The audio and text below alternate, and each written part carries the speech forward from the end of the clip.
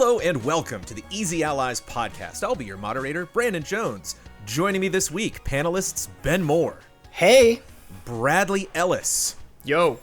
And my 4K 60 FPS remastered co-moderator, Daniel Bloodworth. Hello.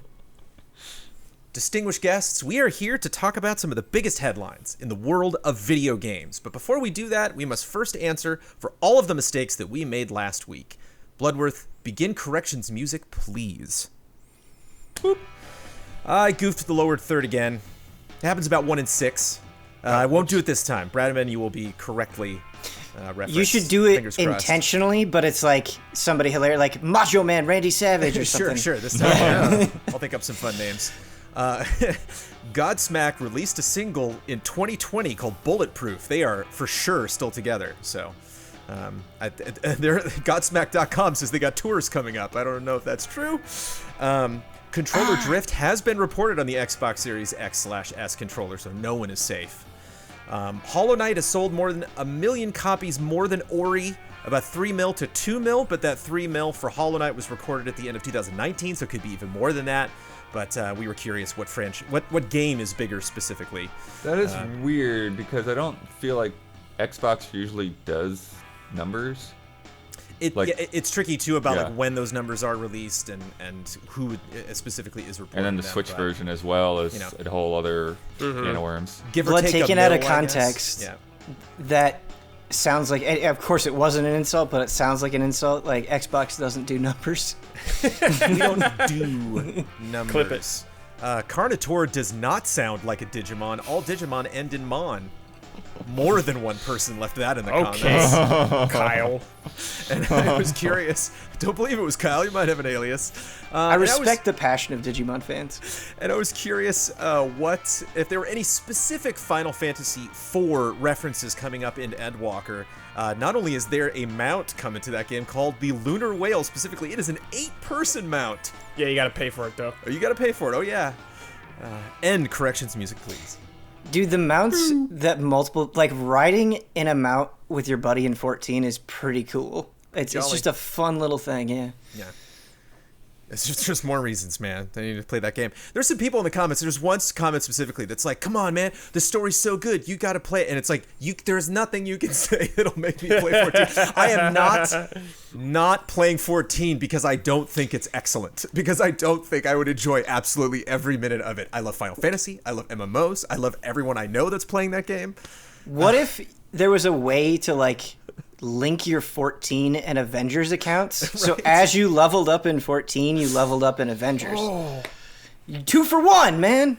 Hey, you brought up Avengers. I didn't. Otherwise, I wasn't going to drop this little pearl. Damn it, man. No. I've opened the gates. I've opened the gates. This little pearl this week. Platinumed it. Feels good. Oh. Let's start this off on the right note, other than Avengers achievements, obviously, with some good news, something in video games that we can be proud of. A silver lining for this last week. For Morgan Mohala, Microsoft offered accessibility testing for Xbox and PC games. It's called the Microsoft Game Accessibility Testing Service.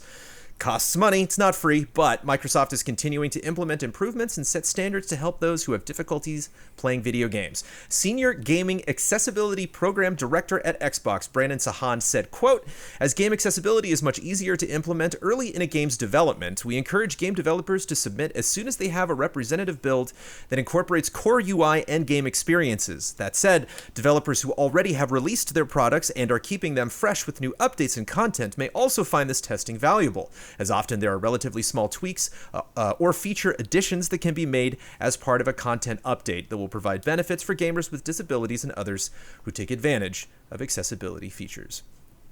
Xbox has definitely been on the forefront of this.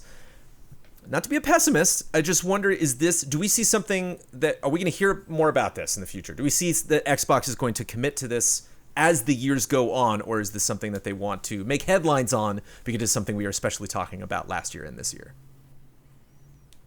I mean, they've been doing it for a few years now with the adaptive controller and everything. Yeah, I think that we'll continue whenever they have something that's worth mentioning. We'll continue hearing from them. And yep, I agree. Last of Us had a lot of talk last year about accessibility features, and Celeste has had a lot of talk about its accessibility features. So Last of Us. Yeah, I agree. We're talking Xbox here. They've They've been talking about it for a while, so yeah, Blood is right, I think. Yeah, as long as, hey, if this might not be the best reason to implement accessibility, but as long as they got that game award, it's like, gotta get that award. Wonder if anybody's gonna be creating that stuff to specifically get that award.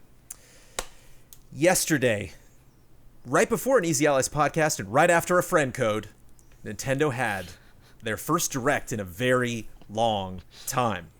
And everyone loved it. Everyone was very, very happy with it. Everyone was super pleased. Nothing but happy vibes. I'm going to go out on a limb and say that it was fine.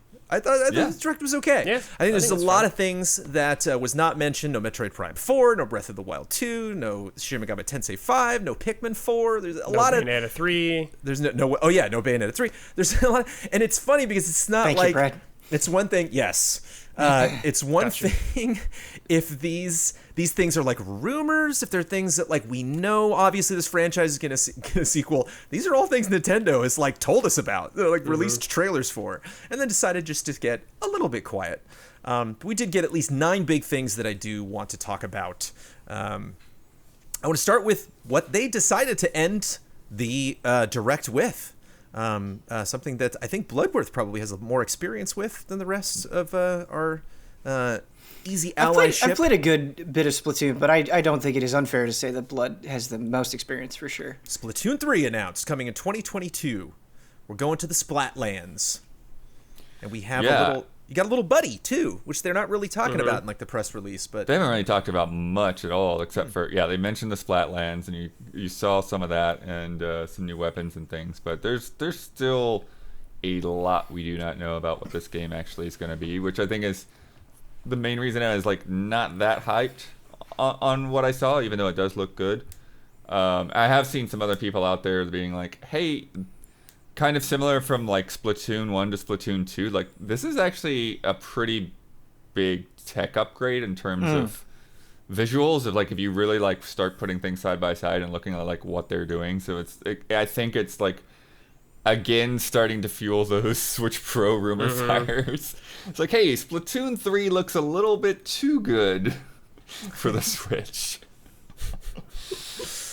But it's really those custom games. I saw some people saying that Mario Golf didn't look good, and I'm like, well, I don't know. They didn't really. I mean, the courses that they showed weren't that crazy, but we can get to that later. But I mean, is that it's possible that they've just gotten better at the engine they're working with, and the game will look good. So talking new weapons, bow and arrow, baby, which is funny because like I love bow and arrows. I'm like drawn to them. They are magnetized in my mind, but it's like a bow and arrow that shoots paint. I don't know if that's enough to get me into Splatoon. I don't know if it really captures the vibe. But it all depends on like exactly like how those effects work, right? Like, does it just shoot a straight line? Does it like create like an explosion at the end? Like, what exactly? How does that work? Because the one thing that like surprised me was just how great like the buckets felt. It's like it's a shorter range, but man, like you can really do some damage with that thing. Yeah, I think that's what makes Splatoon 3 kind of in an awkward spot, where just seeing that it exists is exciting, but I agree with you, Blood. Like, actually getting your hands on those weapons is where it becomes exciting. Like, I think there's just a huge range of excitement you can have, because like we already understand the concept of Splatoon on a fundamental level, so like the basics of it I don't feel need to be revealed. It's kind of like what's exciting about 3 is where they're going to go from here, and I think in a game like Splatoon where you can get so attached to certain weapons and playstyles, like you really need to feel it. You need to get into that beta, and then I think that's when your hype shoots up. And that is Splatoon known for chunky betas? Is that something that they've had betas before, as well as then afterwards. I think even sometimes before, like after the game has come out, they've had some kind of like test weekends or whatever. They've definitely done a lot of events. They do those fun Splatfests, which are really cool because a lot of times they'll bring in like unique stages that aren't available the rest of the time. And the Salmon Run was kind of a cool new mode they had added in Splatoon 2 as well. It's just kind of like horde survival kind of thing. And so there's a lot of room for new modes and new things to do in single player. The single player has always been really cool in Splatoon as well. They had a lot of fun community events, from what I remember of Splatoon 2, for somebody who did not play Splatoon 2 at all. Mayo v ketchup. Right. It's Splatoon seems to me to be like a crowd pleaser. It sold really well. The community loves it. They're going to be really excited. So I wonder if that's why it was a safe bet for the end of the Direct, looking at what else they had to offer. Start with the Smash announcement, end with Splatoon. And, people can squabble about the stuff in the middle, but at least those two things, it's hard to get, mad at. Yeah, I think I saw that 2 is 12 million in sales or something like that. Damn. I think what's cool about Splatoon, and I think why, at least part of the reason why the community that loves it so dearly, is it really doesn't just feel like another Me Too game. It's not like, oh, this is Nintendo's take on Battle Royale, or this is their take on the hero shooter. It is really this kind of super unique thing that isn't overly gimmicky. On a basic level, it's just fun moving around and shooting, and there's a very high skill ceiling on it, and it manages to have all of that while not really feeling like anything else out there, which is nice. Just like Knockout City. I also think that even though there's a lot of skill that you can gain, it's not as intimidating as most shooters for whatever particular reason. Not. Especially if you just dive into the single player, which you were already talking about. Well, Brandon, I missed your joke there. It's fine. It's missable. What's gone? I would say just like Knockout City. It's like the weird dodgeball thing with the Counter-Strike guy playing. And I'm not even saying this to be cynical. I already forgot that game existed. I could not conjure the name if you asked me. Well, you kind of summed up the middle of this Direct as I was going through titles, oh yeah, that weird Famicom murder game, right? Oh yeah, that was kind of cool. Hyrule Warriors gave a weird list of the stuff coming up that I'm sure is going to be fun, but was sold in a very weird way. Yep. So there's a lot of strange stuff, but at the same time, for a lot of people, a lot of the anger I got that I saw with this Direct was the thing I wanted /X wasn't announced, but there's some pretty cool stuff in here, and from someone who's not necessarily excited about those things specifically, as much as I love strategy games, as much as I love tactics games, I'm actually not that drawn to it because they can take a while. You really have to commit to even just one level of a tactics game. It's not something you can just kind of pick up and put down. You really have to set to a strategy, and then 40 minutes later can realize, oh crap, I just lost this entire level. I gotta start over. Dude, even the demo of Project Triangle is a buckle up demo. It's we're gonna go into the whole mythos right now in this demo. Okay, we're gonna talk a lot in this beginning. Okay, so you're an expert on the Salt Iron Wars now? No, I'm definitely not an expert. But they did talk a lot. Yeah, Salt Iron expert, maybe a salt expert. Coming from Acquire, the fairly talented developer that does character design first and title naming last. Project Triangle Strategy. Yeah. Oh, those titles are great. Don't you ever change those titles. Working title. It better stay the same. The thing is, we go through this every time, and I feel like we all collectively forget. When Bravely Default came out, everybody made fun of that name. Now we don't even blink at it, okay? Octopath Traveler, everybody made fun of that name. Now it's it's easy as saying any other game title. This will happen with Project Triangle Strategy. We don't because we got used to it, but they're still dumb names. They are. They're dumb names. They're dumb names. But I think this is a credit to how willing we are and how normal dumb can be. Well, it's not even a dumb name yet because it's a working title. We can't even call it a dumb name. It'll be the same. They haven't named the thing. So what is this? Is this just charming? Is this just... I don't think it's going to affect sales or anything, but it's so weird. I think it's charming. They just can't make up their minds. What a tease.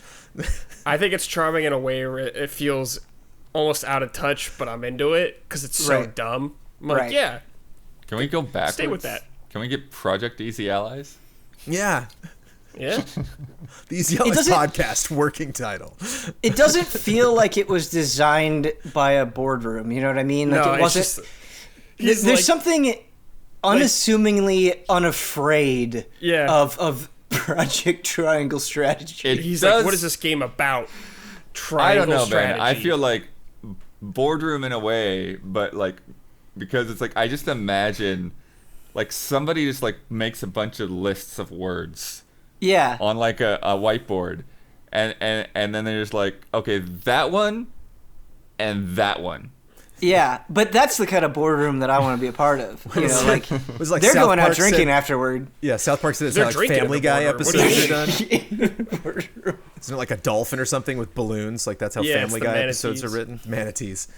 Samuel Hall on Patreon wants to know what we would call it. I'd call it triangle strategy. Like that's the thing. Like, you're fine. Like I don't think You can't do better than the best. Yeah, you specialize in weird titles. Like embrace it. You know, like the working title suggests some kind of fear or uncertainty, and it's like just charge into battle with your wacky names.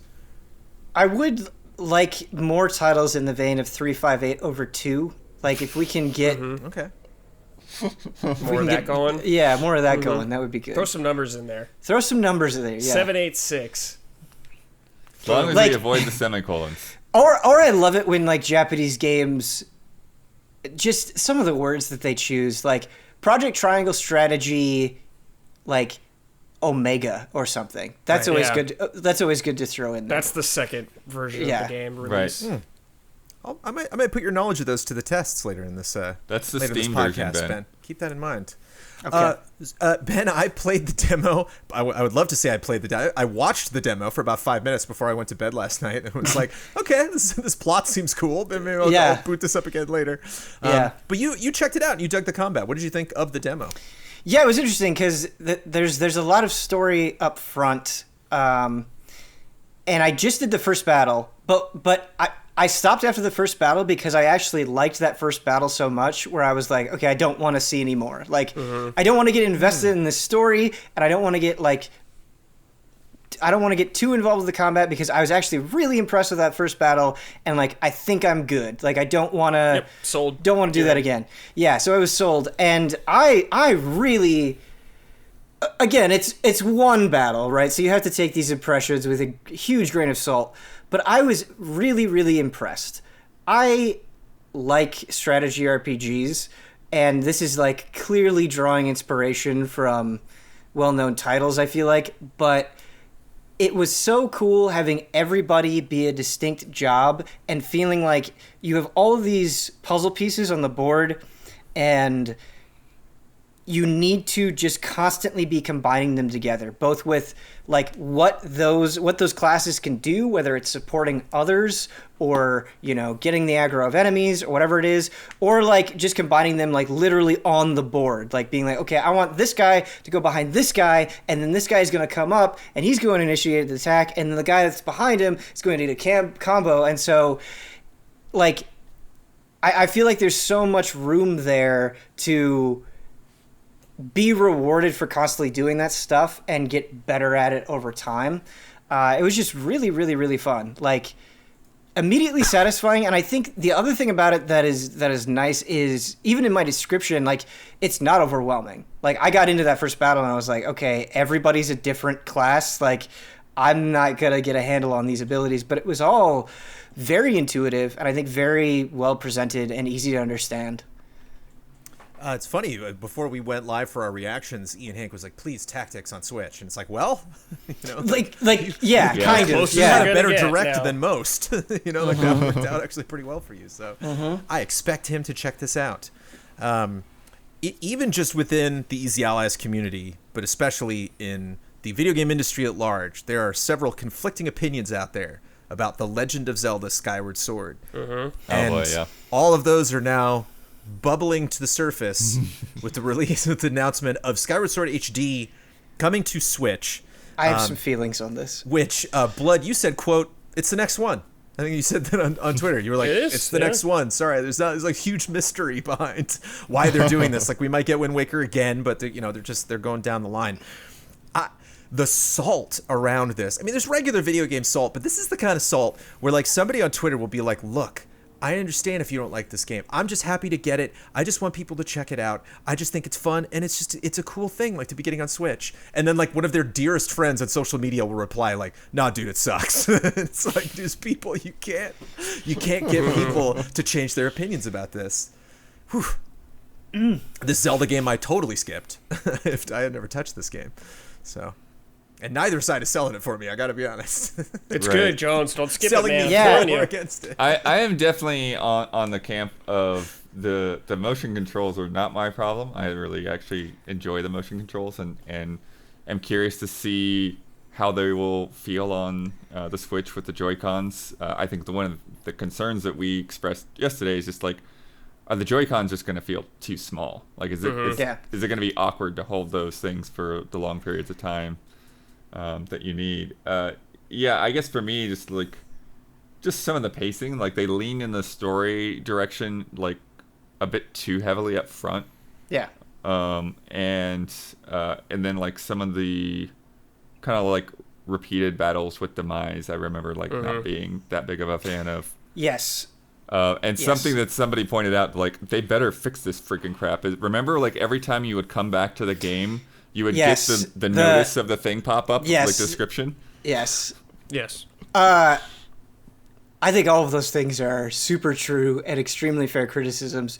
Just a real quick comment on the controls, and I could be wrong about this. I haven't used the analog controls yet, but my hope and my suspicion is that this is a game that I don't like motion controls generally, but I really like Skyward Sword, and I thought for the most part the motion controls were done very well. I bet I'll like it even more using the analog stick. I think Skyward Sword is a game that has legit issues and legit criticisms, but I think people over-magnify those issues and at the expense of bringing up all of the good things that it does. Like I do think there are some like frustrating behind the times elements, like with the notifications. Not even behind the time, just like a weird Nintendo thing.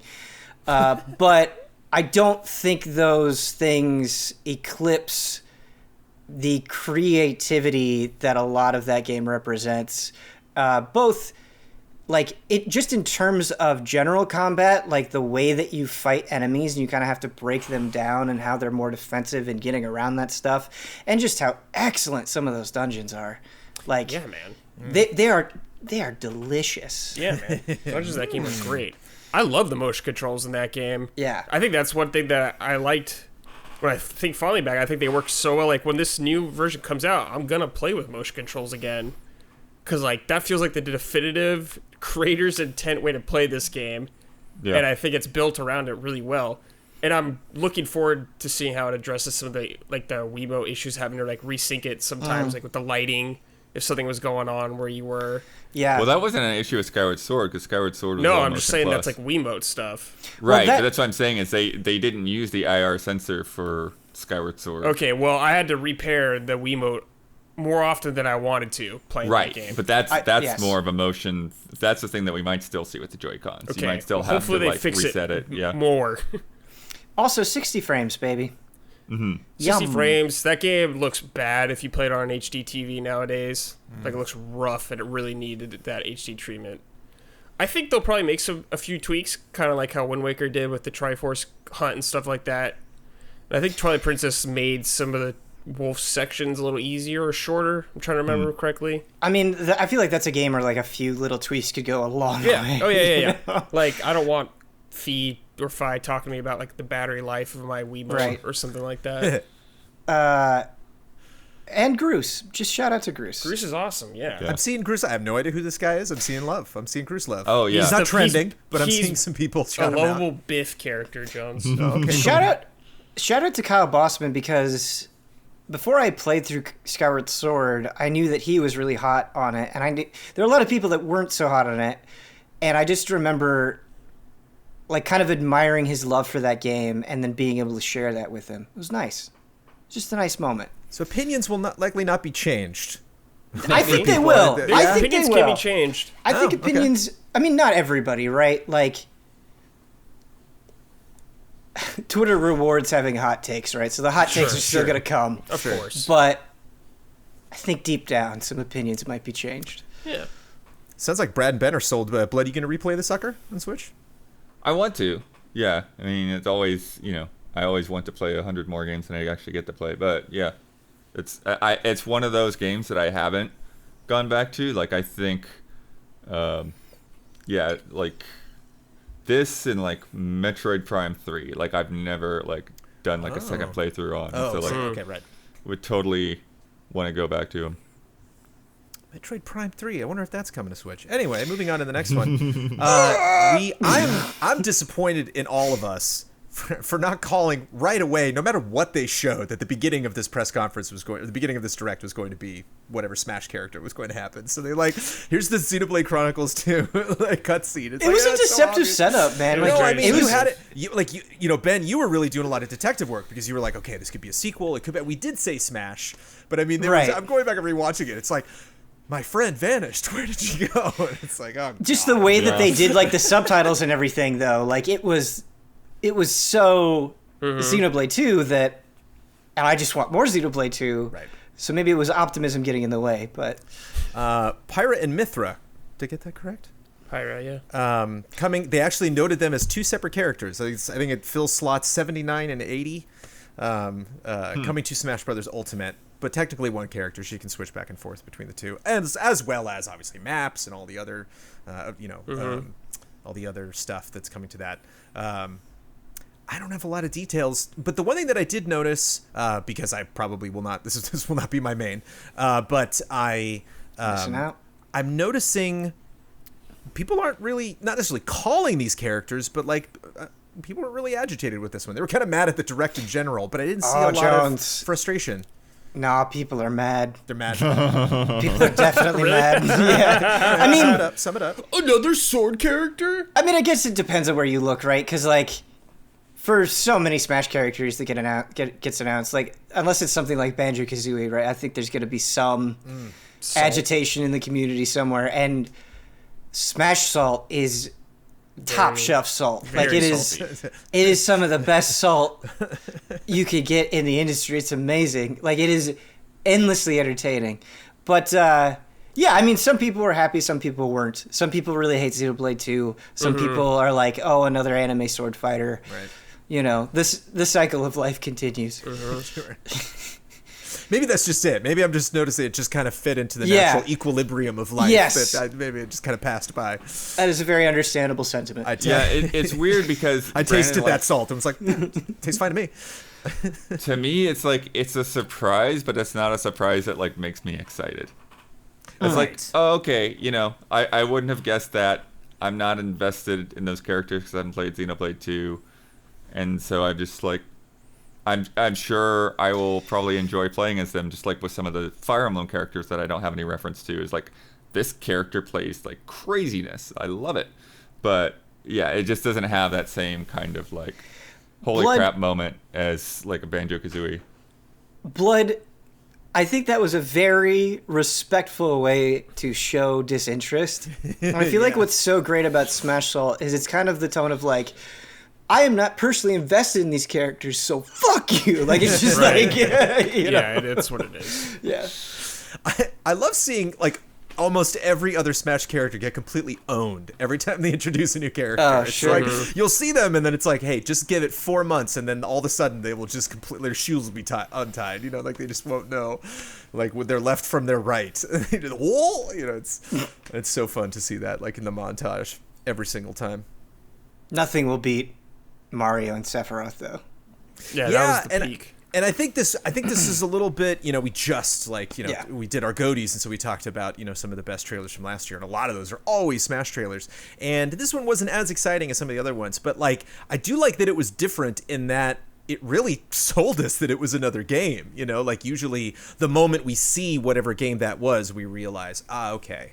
Like when like Minecraft was announced, it wasn't like, what? You know, it was like kind of obvious, but and we knew the Belmonts were coming, you know, all but 100% confirmed. Whereas this was they have voice acting and the worlds and the, you know, the other characters, you know, that were showing up. I want to say shout out to a YouTuber known as Mighty Keef.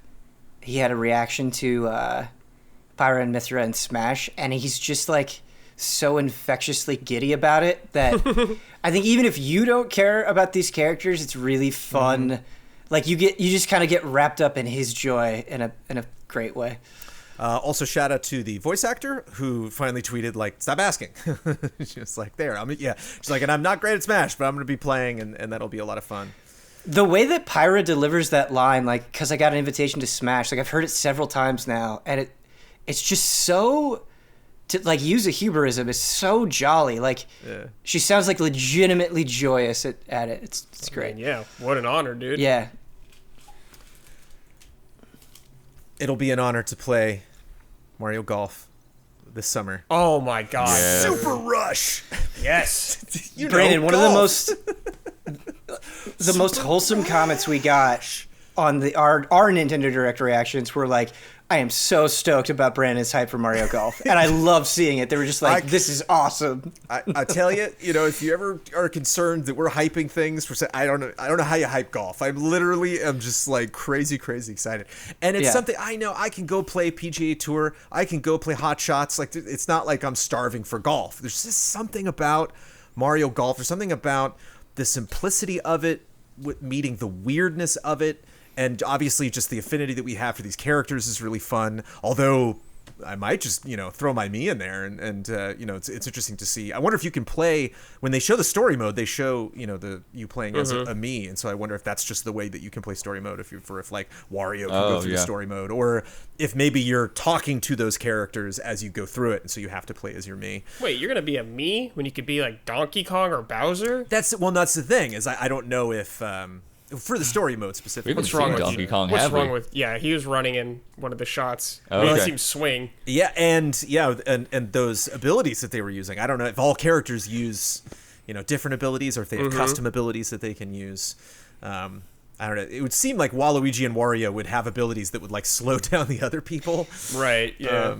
Apparently, on like the website description for the game, King Babam is a playable character. Whoa. Which is kind of cool. That is cool. I could totally see like in a Smash Brothers-esque kind of Wario fart cloud slowing other people down. Right? Yeah, or just or giving them a obscuring boost. like you can't see.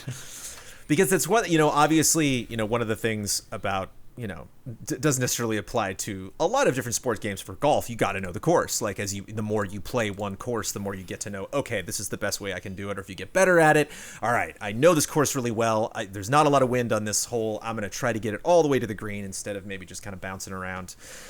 Whereas now, platforming's involved. Now it's like, I got to know the course because I'm going to be barreling across this thing, at least for this one mode, which is where the Super Rush comes into play. Did a bit of research. Curious if you know the top-selling sports game on the Switch. The top-selling, not obviously sports game with all of the Electronic Arts and whatnots, but the Mario universe. What the top-selling sports game is. Do you count Mario Kart? No. Okay. Is it Mario Tennis? Mario Tennis I don't- Aces. Yeah, I don't think sold- there's that many. Yeah, Yeah. there's not a lot of options. At least over 3 million copies. Do we think Mario Golf is going to beat Mario Tennis? Probably. It's going to be another one of those I feel Animal like Crossing Mario situations Golf's more where hype than tennis. yeah, we're all going to be Yeah. stuck at home. It's the summer. It's the perfect time. Hopefully Like, I'm buying multiplayer works golf. well. I skipped tennis. Yeah. I also did not play tennis. I've been stoked. And we did talk about this. This was like my one game going into the direct. And like, oh, I don't know if I deserved this, but holy cow.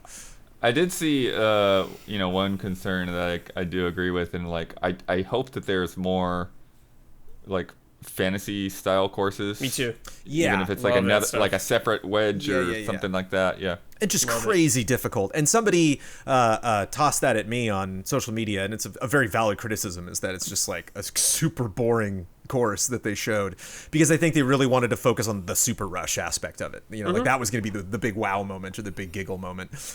Whereas, the later trailers are going to be like, all right, now I'm going across lava. Now there's crazy canyons I got to get through. Now there's like birds I got to dodge and, other wackiness ensuing. But that'll be a group stream. Hell yeah. And as revealed, That'll be a group streams. as revealed in our reactions, I'm stealing that review away from Michael Damiani. Feels good. What's funny is you say it that way, and during the direct, you were like, Damiani, can I have this? He's like, Jones, I didn't even want this to begin with. It's Nintendo, so we're always sued Damian. He's going to snag it. Saga Frontier and Legend of Mana are both getting remastered. Cool. Which is pretty cool. It's just one of those things where everybody was like, lousy direct. And it's like, I'm not going to play either of these games. And I think that's cool. I feel like I've heard so many good things about Legend of Mana that it is something that I'm missing out on, and it's nice to have this convenient way to check it out. It looks gorgeous. Keep Like them it coming. really looks great. New remaking character those coming to games. Saga, a really fun art style coming to Legend of Mana, and I think that's something that can kind of sour remakes or remasters where it's like, oh, it's neat that other people and including myself will get a chance to play this for the first time or again, but what did they do? That this is maybe not the way I would have done it. Mm-hmm. Where to have both of these, I think look pretty good coming out of that direct. I thought it was neat. Yeah, I don't have experience with either one of them, but it's interesting that like they progressively have been going through the Mana series, and then Brad, you got to check out a little bit of those Saga games that they re-released on Switch at the end of the year.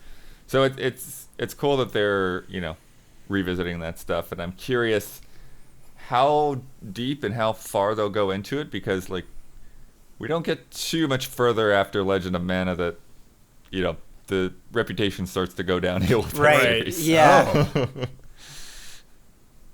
Interesting. But and Blood, you said you have hundreds of games that you don't get to play, but you just finished a Mana game not too far back. Are you gonna make time for Legend? Yeah, I think so. I think it'd be a cool one to check out.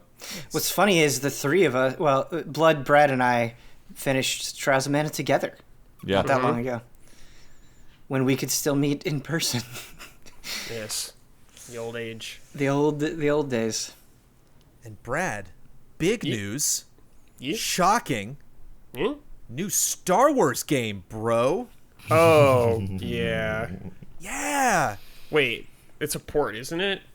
This is a brand new game. This is a squad-based, free-to-play online multiplayer arena shooter. They say arena shooter, but it's arena shooter slasher. They showed a Wookiee with like dual axes and a Jedi, right. and so I'm assuming there's melee and shooting in this. With the way that they showed it and the words that you're saying, are you sure it's not a pyramid scheme? Like, are you sure it's not some sort of... It is Zynga, so you gotta. Yeah. It's when you throw that Zynga stamp on there. But no, thank you. yeah, No, thank you. I'm okay. I'm willing to give it a shot. It is weird that it's from a mobile developer, and granted, I do make at least time for 10 to 15 minutes of a Star Wars mobile game every single day of my life. But this is coming to Switch. I don't know if this was maybe coming to mobile as well, but they committed the cardinal sin in this trailer, which always mystifies me, is being like, make a weird announcement and then we'll send out the press release. It's like, you got one shot. You literally have one moment to excite me about your project, and it always just fascinates me when they're just like, do we need to tell them what it is? They'll know.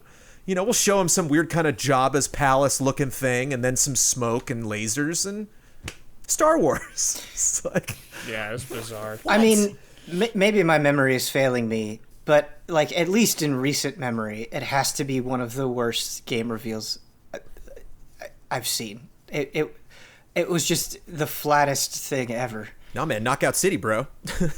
Knockout City City wins. Knockout City was bad. Right. It was very bad, but it felt like it was trying. At least it showed me what the game was. Trying it the wrong thing. It did do it badly, but it felt like it was a misguided effort, but there was effort there. Well, it just shows that like it doesn't. Some people just think like, oh, I bought the license. Done. You're like, Right. No, you're not done at all. Yeah, that's like what you're it felt not. like. You're not. You got to make a good game, and you have to sell it, and you have to sell it right. It's like you can't. We know there's like Ubisoft is making something. We know that like indie. Like there's a lot of fun. Lucasfilm / Disney. Properties that are coming out that have interesting projects coming down the road, and just to come right after all of that with all like KOTOR 3 speculation and just the question marks, it's just so weird. Such a bummer. I won't spend too much time on it. Another thing I want to talk about that I couldn't, just going back through the list, I couldn't help but think, and yes, this is a drum that many people have beat on, and yes, it is a thing that just kind of goes with the territory with Switch, but given how bonkers good sales have been for the Switch, and given how long that console has been around now, I couldn't help but notice that Plants vs. Zombies Battle for Neighborville, Apex Legends, and Stubbs, among other games, look real bad. Yeah. Yep. Yeah. It's Switch, man. Looks super bad. Even like Tales from the Borderlands, like, it's like it's not, it's not a new Borderlands game. seemed all right. Right, but it's just I don't want to say that like a Switch Pro needs to happen, because it doesn't. I mean, we'll get to NPDs later, like spoilers. Switch sold well 1 January, as it generally does. But I don't know. In this Direct, that stood out to me more than previous Directs of like, ouch. Like, a lot of these fun RPGs and stuff specifically, designed for this console. But like, I think Apex, we were like squinting and looking away from the screen. It is technically a handheld also, so I wonder comes if the territory. I wonder if that feeling is exacerbated, Brandon, since this is like the first Direct post PS5 and Xbox Series X. Oh yeah, I mean, I looked at a lot of those games. I was like, woof, those look real bad visually. Well, are we getting into the era where PS5 and Xbox Series X exclusive games are just not going to come to Switch? It's just no. Unless there's something like Apex, where it's like, it's scalable, there'll be a lot of games or like a Fortnite, where it's like, sure. it's not really taking advantage of this next-gen consoles anyway. Mm-hmm. Is that just going to kind of dry up? And is that something Nintendo should be worried about? I don't know. It's at least not in the near future, because I'm still seeing people announce games for PlayStation 4 and Xbox One, and then like, it'll play on your PS5, and it's like, but it's like, it's not a PS5 version. Right. So they're not really for now the they're switch okay, yet. Yeah. We're not even a year into these new consoles or anything like that. Like over time. Well, and you also just can't get the new consoles. Well, exactly. Right? Like Yeah. it's just. But like when projects start, or this current gen starts really kicking in, like a year from now, like a lot of that stuff's only going to be on PS5 and like whatever Xbox going on. It's like if it's on Switch, it's gonna be real bad looking probably, unless they do a Pro. Right. Marvel's Avengers. I mean, this happens every Nintendo thing since Switch, or I mean, since Wii. It's like it has a lot of support at the beginning, the first couple of years, but once the newer consoles come out, it kind of goes away. I actually think Switch is doing a lot better in those regards than the Wii did.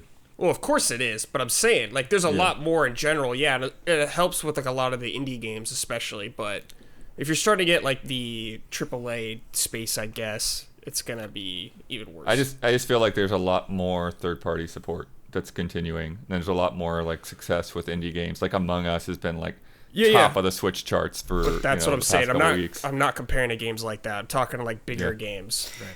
I do think, kind of just like bouncing off this conversation, I wonder if like that's where kind of some of the disappointment with the Direct lies. And I do think there were cool things that were announced, some of which we've talked about. But if people always talk about how long it's been since a full Direct, and now we are post new consoles. I think everybody kind of wanted this to be a moment where like they were like, oh my god, like this is definitely something I could only get on Switch.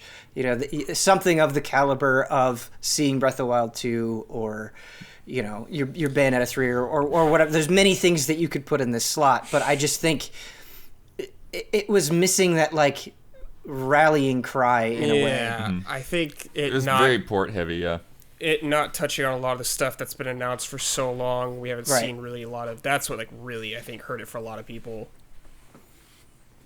Is Nintendo stock? But I mean, down? it's like if you see something on. That's the thing though. What Ben was saying is like if you see something, Outer Wilds. Excellent game. I played it.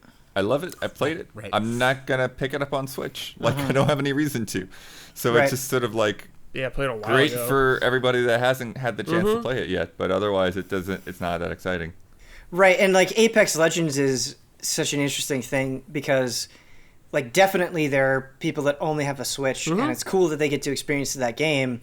But I think for a sizable number of people, it's like that's a free game that's available on multiple other platforms. Yeah. So it's not like it's this huge investment if you have one of those other platforms. Just to rattle off some other names for people that didn't check it out and would like the update. They also talked about Monster Hunter Rise. Did they even need to? That's Ben? cool. Did they even need to? Would it have felt weird if there was no Rise in this Direct? A little bit, yeah. Have you been A little concerned? bit. A little bit, just because talking about that rallying cry, like the response that the demo had and the momentum that game has been getting, not only coming after World, but I think just the hype that game itself is generating. of course, I'm biased when I say this, but it feels like the big thing for Nintendo. There's no question. In the next couple of It months. is. There's no question. Yeah. without a doubt. We know that now definitively. So I don't know why you wouldn't flaunt that, I guess. Metopia is coming back. That'll be interesting to see if anybody's going to stream that or how well that's going to do on social. Knockout City, we've made fun of plenty. Fall Guys is coming to Switch. DC Superhero Girls. Famicom Detective Club. Boy, are those two separate games. It's like one has... anyway. Outer Wilds, we talked about. Samurai Warriors 5, which has a very distinctive Switch-looking style. World's End Club.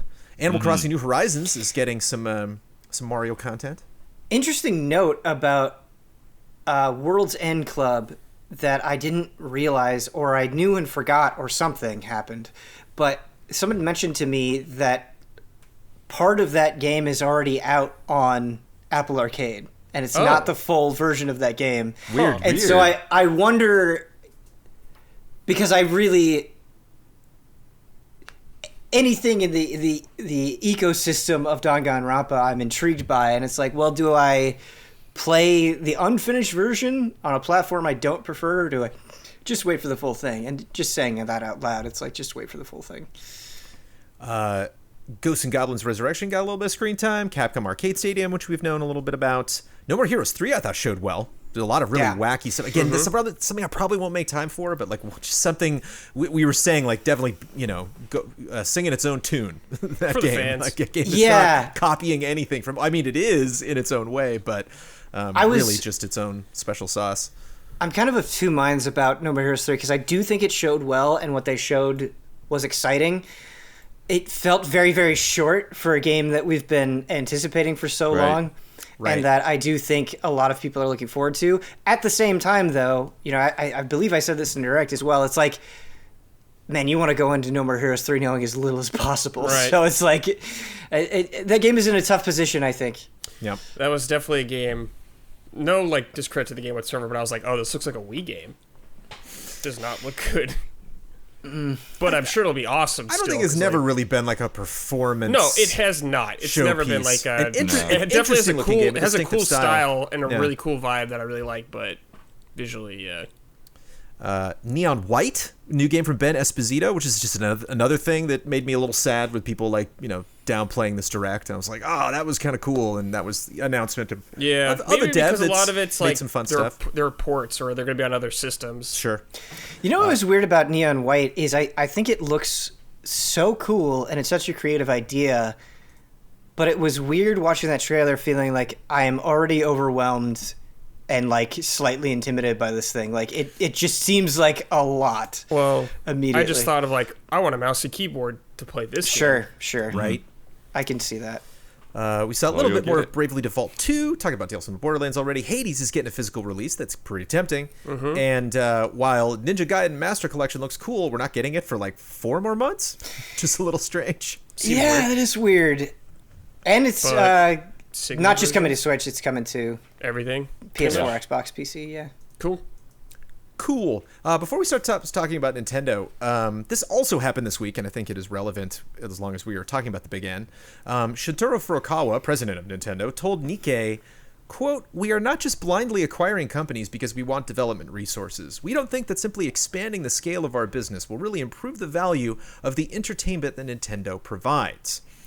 He went on, generally to talk about more of what they are doing, and of course this is following the acquisition of the Luigi's Mansion 3 developer, which they, since Monolith, they don't typically do that much.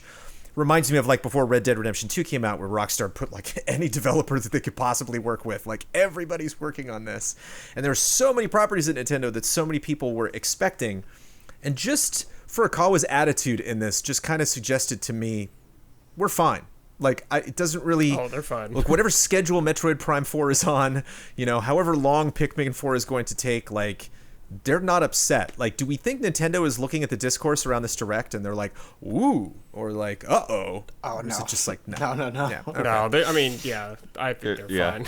Does not bother them whatsoever. Because they know what else they have coming. Yep. That's the thing. That's true. Regardless of what the public opinion of Nintendo is, most of the time it feels like Nintendo they could have actually crushed it or bombed horribly.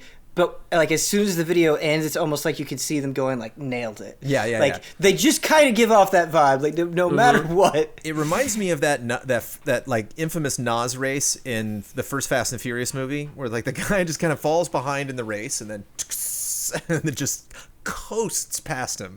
And so they just know, like the Breath of the Wild 2, they're like, it just doesn't. Whenever we want, whenever we can literally just pick the quarter, and it's like, and we won. But I think in this situation, like during the Wii U era, they would do something dumb and it would be frustrating because it's like, come on, like you could do so much better than this. Whereas here, it feels a little bit different because it's like, okay, well, this is maybe a little disappointing, or like not everybody's happy with this, but you're doing really well. So it's like hard to knock you too much, I feel like. Yeah, it's like when you see, not only Mario Kart, selling so well years and years after it came out, but like Breath of the Wild selling, better than pretty much all the other Zelda games put together. And, Animal Crossing just destroying records. And even when we talk about like Splatoon 2, like doing so well and being a relatively new IP for Nintendo. And then like stuff like Octopath Traveler and Bravely Default 2 and, Triangle Strategy. It's like, I don't exactly understand that relationship between them and Square Enix, but like, on some level they are publishing those games, and so it's very interesting to see. I'm curious, like how much money is Nintendo putting into that development? How much are they making this happen? And it's like, essentially like treating that team at Square Enix like one of their teams. Yeah, it's funny because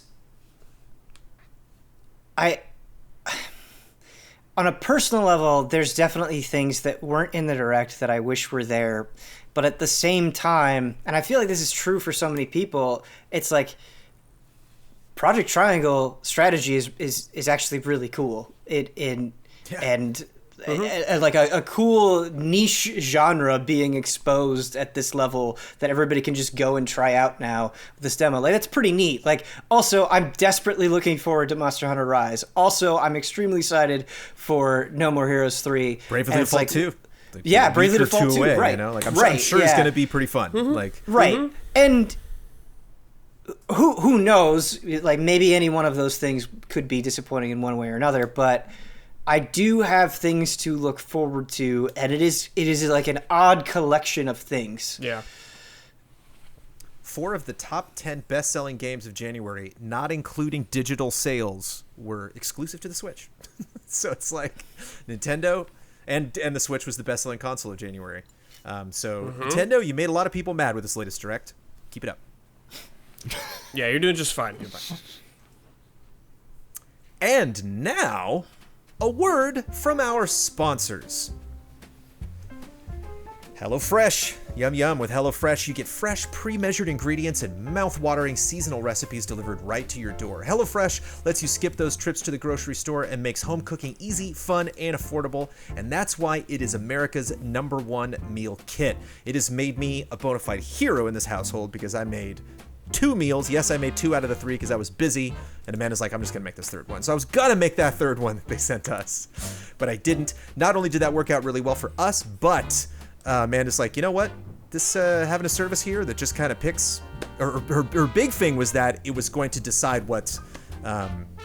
we were going to have, basically, because she was like, I can just, pick things off a list, and then I just, there's that a part on our shelf in our kitchen that has the stack of, papers that she knows is in the fridge, and she's just like, she literally like laid 2 of them out the other day and was like, which one? And I'm like, that one with the noodles and pork, and yep, there. She's like, are you sure you want that? I'm like, just banging on the counter. And so she, loves to cook, loves to get fresh ingredients, loves to put all of that stuff together, but just when, we got a 1.5-year-old that I can hear being put to sleep right now. When things get a little bit stressful, it's just nice to have HelloFresh take care of all of it. HelloFresh cuts out stressful meal planning and grocery store trips so you can enjoy cooking and get dinner on the table in about 30 minutes or less, unless I am preparing it. HelloFresh offers 23 plus recipes each week, featuring a range of flavors, cuisines, and ingredients, so you'll never get bored. Eating healthier has never been easier with low-cal, carb-smart, vegetarian, and pescatarian options every week. And no matter what you choose, every single recipe is packed with fresh produce sourced directly from farmers. HelloFresh offers the flexibility you need with customizable orders every week. You can easily change your delivery days or food preferences and skip a week whenever you need to. Go to HelloFresh.com/10allies, 10allies, and use code 10allies for 10 free meals, including free shipping. That's HelloFresh.com/10allies. Use code 10allies for 10 free meals, including free shipping. HelloFresh, America's #1 meal kit. You know what's not fair? The fact that Netflix hides thousands of shows from you based on your location and then has the nerve to increase their prices on you. That's right. Starting at the end of this month, they're raising prices once again. Now, you could just cancel your subscription and protest, or you could be smart about it and make sure you're getting your full money's worth by using ExpressVPN. See, you might not know that what's on Netflix in your country is completely different from what someone in the UK or Japan has on theirs. Right now, the other day, Man and I jumped back into Avatar: The Last Airbender. I was like, let's just do it. Come on. It's just 20 minutes, the beginning. And it just, oh man, the end. The thing about Avatar, Ben, is every single episode's like, you have to watch the next episode now. And you're like, this isn't even the end of damn it. And then you start the next one just to find out what happens. The cliffhanger at the end of the pilot of the first season of Avatar's brutal. I feel that way about WandaVision, and then I'm like, I have to wait, I guess. I have no choice. WandaVision is a great end credit sequence, but you're just watching it like, and there's no teaser scene at the end of it. But I was teased for so long because I remember I saw on Twitter sometimes somebody's like, Avatar's on Netflix. I was like, it's not in the US. But now it is. But I could have watched it earlier with ExpressVPN. Using ExpressVPN, you can control which country you want Netflix to think you're in. ExpressVPN has over 90 countries to choose from, so every time you run out of stuff to watch, you can just switch to another country and unlock new shows. And here's the best part, it's not just for Netflix. You can use ExpressVPN to unlock shows and other streaming services too. You can use it with the BBC iPlayer. It's free and only available in the UK. ExpressVPN is also super fast, works on your phone, laptop, even smart TVs, so you can watch your shows on the big screen with zero buffering. So be smart. Stop paying full price for streaming services and only getting access to a fraction of their content. Get your money's worth at expressvpn.com/allies. Don't forget to use that link so you can get 3 extra months free. That's expressvpn.com/allies. expressvpn.com/allies to learn more. 3 extra months free. And if you are a patron of Easy Allies, thank you. All right, guys. Every once in a while, we've got to clear out the inbox. We got to do some press releases. Do you guys know press release me? You guys all remember how this works? No, I've never seen this. You haven't? Oh, No. Brad somehow dodged it. Yeah, it's interesting because actually I had a funny moment today because like last time when Brandon did press release me, like I was like in the back of my mind. I was like, that's not what it's called. And then I called him out on it today. And then like I went back to the old episodes and like Kyle actually said press release. And I'm like, okay, I thought it was just release me. I'm just letting you know how this podcast works every single week. I post it, I make a mistake every week. I get something wrong. Last week was the time code. There's always something wrong, and Bled's just like, this is wrong. And I'm like, thank you, Bled. I'm sorry, the lower third, something. So to call Blood out on an error is just the best. Rare. Okay, so please take it away, Bled. Sorry, I cherished it. But yeah, so Brad, basically the way this works, so we find some of the like either slimiest or slimiest, maybe not the best word, but like just so like kind of weirdly puffed up, full of themselves, or like so full of marketing speak, press releases, and then I'm gonna read through it. As long as you can hold out, okay? So when you get to a point where it's like, I can't listen to this anymore, you just say, release me. Got it. But I'm going to keep reading it until all three of you say release me. That's right. Okay. All right. So I think I'm going to go through like 3 or 4 here today. I'm going to start off with one from Konami, which actually just came in. Are they a video game company? Yeah, what? Yeah, this morning. So this is about the official Konami shop. Konami Digital Entertainment Incorporated launches new e-commerce store, Official Konami Shop. Online store gives fans access to official Konami brand merchandise and custom products. Los Angeles, California, February 18, 2021. Konami Digital Entertainment Incorporated today unveiled a new online commerce store, Official Konami Shop. Developed in conjunction with Los Angeles-based creative agency Waypoint, the site has now soft launched and features a huge variety of official Konami brand merchandise, from home goods to a variety of apparel, accessories, specialty items, and classic collectibles. With ever-growing interest from fans for Konami brand items, this new e-store provides direct access to items from some of its most iconic brands, Release me. including Castlevania, Metal Gear, Goemon, Suikoden, eFootball PES, and others that will roll out in the coming months. Throughout the soft launch period, the store will be continually updated, providing a fresh stock of rotating fan favorite Konami items. Waypoint will manage day-to-day activities for the store and will work closely with Konami on strategic planning and new product updates to share with fans.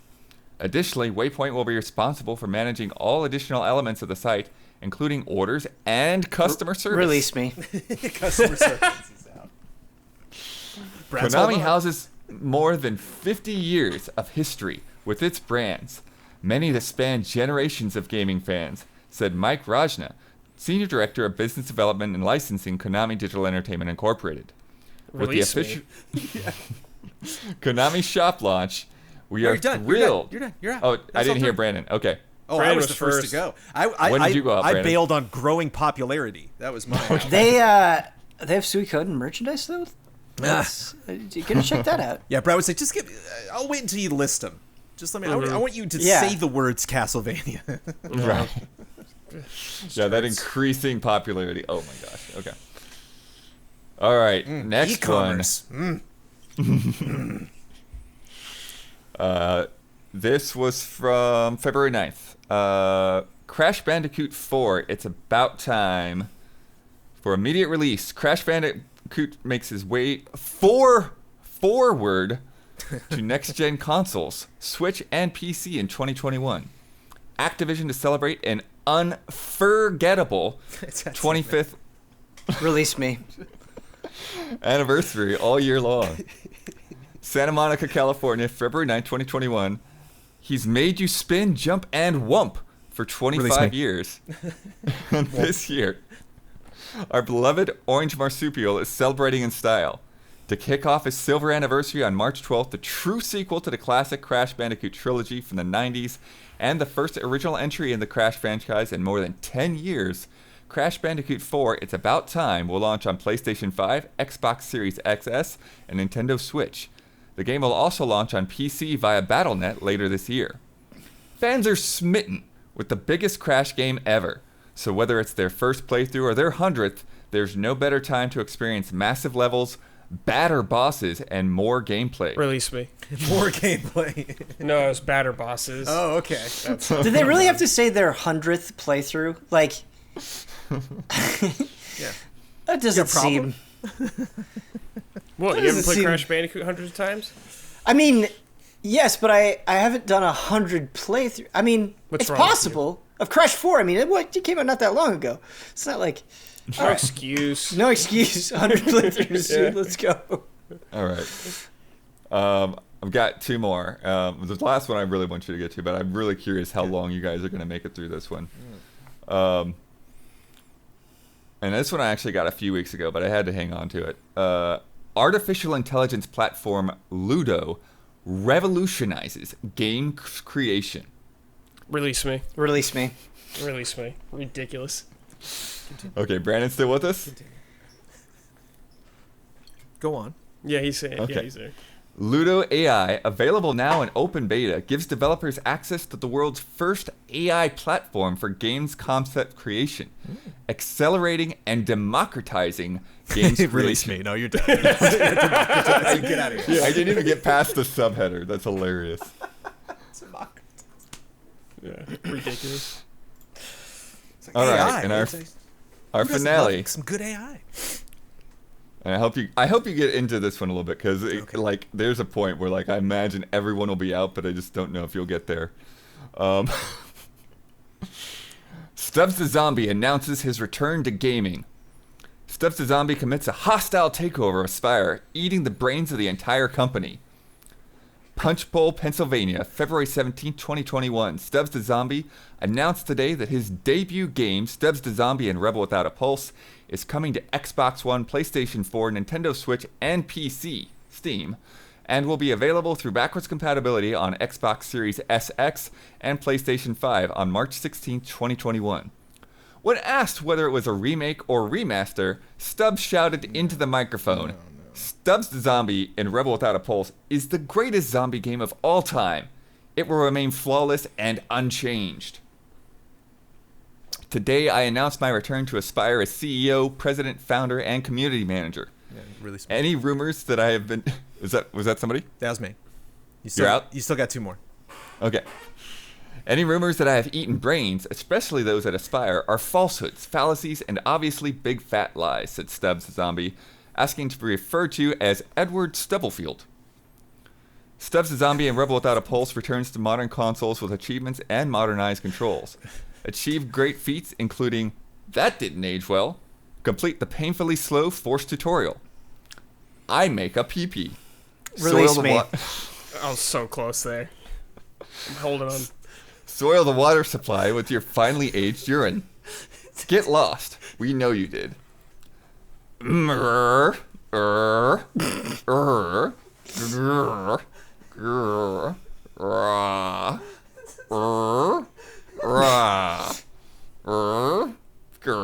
Release me. How long does that go on for, man? Thank you, though, Brad. Thank you for holding on. Yeah, I feel I'm bad. glad we got the blood Another noises. 2 sentences, Brad. Do you know why that Knockout City trailer happened? It's because these people go on to make trailers. That's the Yeah. thing. The people who write these go on. Oh, man. That was good stuff. Thank you, Bloodworth. Jeez. Hey, we got a thing yesterday that we haven't had for 26 years. Whoa. Oh, yeah. A trailer for a motion picture called Mortal Kombat. Yeah. It's... Yeah. Like, I'm ready. I want to talk about this trailer. I want to talk about specifics and stuff like that. But like, I'm ready. I'm so on board for this. And like, newsflash, I'm not the biggest Mortal Kombat fan. I have no problem with the franchise. Like, I think the developer's fantastic. I'd play the hell out of the 2 DC games. But 3, because there was Injustice and there was the MK versus DC. MK, yeah. Yeah. It's just, I'm just so ready for this. But Ben, you love Mortal Kombat. What did you think of this trailer before we dig into the specifics? I think the way to perfectly sum up my feelings of this trailer is there was a moment where I was like, that line was rough. Perfect. Like that. Yeah. And I was like, that is exactly as it should be. And so it felt cheesy and over the top in a way that felt like it was embracing it. It really felt like it was embracing the corniness, and I say this in an affectionate way, of Mortal Kombat. But that was also complemented by like, wow, this action looks like really good. Like this is like just visually very appealing. It seems well choreographed. It seems like creative. The fights that they're doing are creative. Like some of the stuff that Sub-Zero was doing specifically, I was like, oh, that's a really creative implementation of that power. That's gonna be fun to watch that. Yeah. And then PG-13 did not feel PG-13. No. It did not at all. Which It I'm felt so happy with. super R, especially at the end when they were like, finish them. Yeah. Restricted Oh man. trailer. Dude, Watch that Jack's 1 just minute going regular like, trailer. Yeah. Yeah. Yeah, I liked it. It got me excited. The lore of them having birthmarks with the Dragon logo. Yeah, that's hilarious. Well, no, because there's a line where somebody says like it's a birthmark, and then somebody says something like No. no, it's like it's something you're born with, and it's like you didn't need to say that a birthmark is something that you're born It's with. an invitation. Yeah. So people were saying like, well, hey, that's not technically how Jax loses his arms, and this. It's like, Of course not. No, of course. Like, Yeah. Please make up a weird story, please. Especially since, and I want to call back on you, Ben, because you have so much experience, and you might also have Brad, but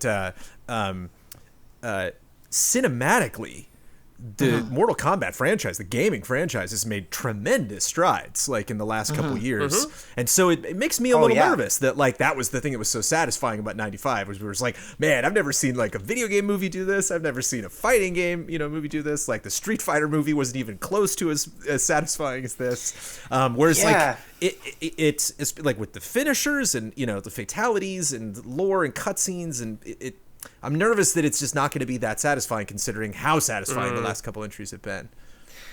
It's funny that you say that, Brandon, because I feel like we're just so starved for good video game adaptations that I feel like when video game movies come up, like Mortal Kombat is definitely one that people throw in there. It's like, yeah, I liked the original Mortal Kombat movie, and so like although Mortal Kombat has made strides to be more cinematic, video game movies haven't really gotten that much better. So it's like it almost needs to play catch up. But not that long ago, they had an animated movie, Scorpion's Revenge, that I really enjoyed a lot and thought it was done super well.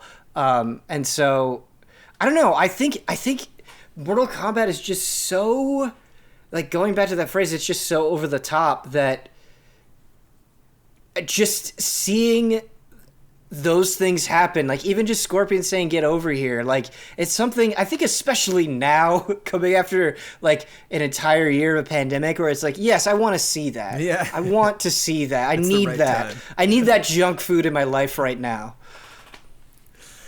Yeah, I think that's the thing is like there's so many just like authentic kind of in the know references to, or like as silly as this all is, it actually feels like it's being made by people that care about the franchise.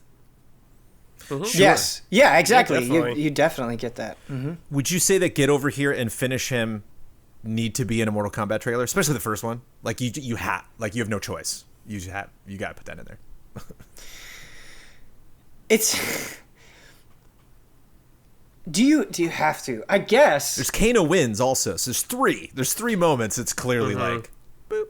I feel like there's different ways you can go, right? Like you can go the like kind of like obvious ham-fisted route where it's like, oh, he said the thing that like everybody knows, but Mortal Kombat now is like so elaborate and diverse that you could also just throw in like really obscure details that people kind of like analyze and make YouTube like WandaVision, right? Like that is what has absolutely happened with WandaVision, where like an episode comes out and somebody's like, listen, if you stop right here, you'll notice that this is a hex which is connected to all of these other hexes. And so I think like the world of Mortal Kombat is so crazy where you could probably lean more that direction as well if you wanted to. Absolutely. Blood, musically, some people were nervous that the 95 film theme, which I keep having to correct because I'm like, as somebody who's not that into Mortal Kombat, I was like, wait, they didn't write that for the movie. That was just like a part of Mortal Kombat or something. It's like, no, that is the movie theme. Yeah. And then has kind of eked its way into the video game franchise and then is now returning. A lot of people say, like, you have to put that in there. Whereas I'm like, well, I don't know. I at the same time, musically, I would want them. I always say that about Batman themes. It's like when Nolan made his new Batman trilogy, I was like, I don't know. New Batman music, or like Man of Steel, I don't know. And like, they're always great. I always enjoy new stuff. Can they move away from that theme, or like, does it need to be in the end Why credits, would you or move how do away from that theme though? It's so hype. Well, like just do something else. I think they can move away if they wanted to, but Yeah, it's I mean, okay. I could go either way. It depends on it depends on if the moment fits it, honestly. Right, like, yeah. That's what it really comes down to. It's like, does this fit into this movie, or does it feel like you're putting it in there just to put it in there? All right, let's go through the cast, baby. We got Sub-Zero, Scorpion, Liu Kang, Sonya Blade, Jax Briggs, Raiden, Shang Tsung, Raiden and Shang Tsung face it off in one shot. Don't see them fight, but we see them staring at each other. Kung Lao, Melina, Reptile, and that Melina shot was amazing, by the way. Yeah. Oh man, it was so good. and a super CG looking Goro. It's like, what do we? You just thought kind of there was weigh. like You're a like, what do shot we of want? Big smoke. puppet Goro, or there's one. It's probably Sub-Zero. There's one shot of Sub-Zero coming out of smoke, but Yeah. I saw some speculation there. With after I read the speculation, I watched the trailer again. I'm like, I don't know, it looks like Sub-Zero, but who knows? We also see Katana's fan in one shot. And there's like, you see a little Kokas standing there, her fan's like on a shelf. And we see a statue of Shao Kahn, but we don't know if he's actually in there or possibly has been, existed before this. Maybe will show up in a flashback. We also have Cole Young. It's like the protagonist. He's the main, the main dude. What do you think about that, Ben? Just this like new guy. You think he's gonna be someone other than a new guy? We'll be like, oh, it was him the whole time. Or is it like, is it smart to put a new person to basically? I'm seeing a lot of articles saying like it's smart to put somebody in so he's the one that learns about Mortal Kombat, and so we learn about Mortal Kombat at the same time. The statement that I'm about to say is coming from the games, right? I would say Mortal Kombat has a checkered history with introducing new characters. Sometimes they're awesome, and sometimes they're super lame, and no one likes them. So, just taking that experience, I don't know, but using that as a vehicle, right, which is very common in movies, to have somebody like kind of be submersed into this world and learn about it, it's fine. It's not like particularly exciting, right? But he could be cool. I don't know. Yeah, maybe they just didn't want to do like Liu Kang again or something.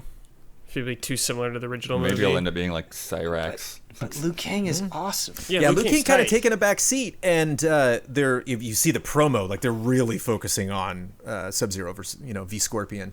And especially Sub-Zero seeing for that sure, there's the Scorpion origin with the rope. Like there's just a lot of cool stuff, and a very lore heavy trailer. I think they very smartly are like, trust me, there are fights. We're just not really gonna we're not gonna get into a lot of that stuff because.